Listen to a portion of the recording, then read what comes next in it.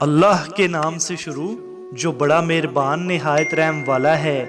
حضرت بایزید بسطامی رحمۃ اللہ علیہ نے ایک رات عالم بے خودی میں کہہ دیا، میرے علاوہ کوئی خدا نہیں اور میری عبادت کرو۔ صبح جو اٹھے تو مریدوں نے عرض کی، حضرت رات کو آپ نے یہ کلمات منہ سے نکالے تھے کہ میرے علاوہ کوئی خدا نہیں اور میری ہی عبادت کرو، اس بارے میں وضاحت فرما دیجئے۔ حضرت بایزید بسطامی رحمۃ اللہ علیہ نے فرمایا، اگر مجھے پھر یہ کہتا ہوا سنو تو چھریاں لے کر میری بوٹی بوٹی کر دو۔ اللہ جسم سے پاک ہے اور میں جسم رکھتا ہوں، اگر میں دوبارہ خدائی کا دعویٰ کروں تو مجھے قتل کر دینا۔ رات کو دوبارہ حضرت بایزید بسطامی رحمۃ اللہ علیہ پہ بے خودی کی کیفیت طاری ہو گئی، عشق نے غلبہ کیا تو عقل گم ہو گئی۔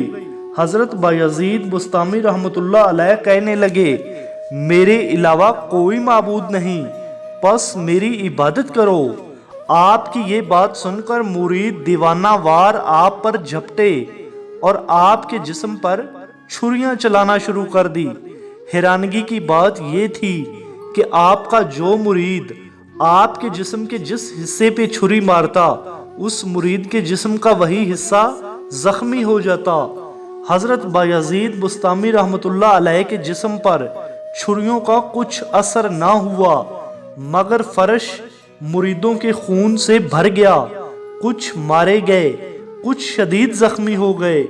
صبح مقتولین کے ورثاء آہوزاری کرتے ہوئے شیخ صاحب کے گرد جمع ہو گئے اور کہنے لگے، اگر شیخ صاحب کا جسم مریدوں کے جسم کی طرح ہوتا تو کٹ جاتا، مگر افسوس کہ مریدوں نے بے وقوفی کی۔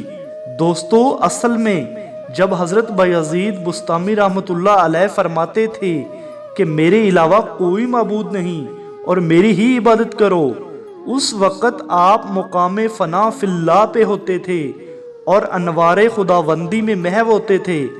آپ اپنی طرف سے کچھ نہیں کہتے تھے، بلکہ جو دیکھتے تھے وہی بے ساختہ آپ کی زبان سے نکل جاتا تھا۔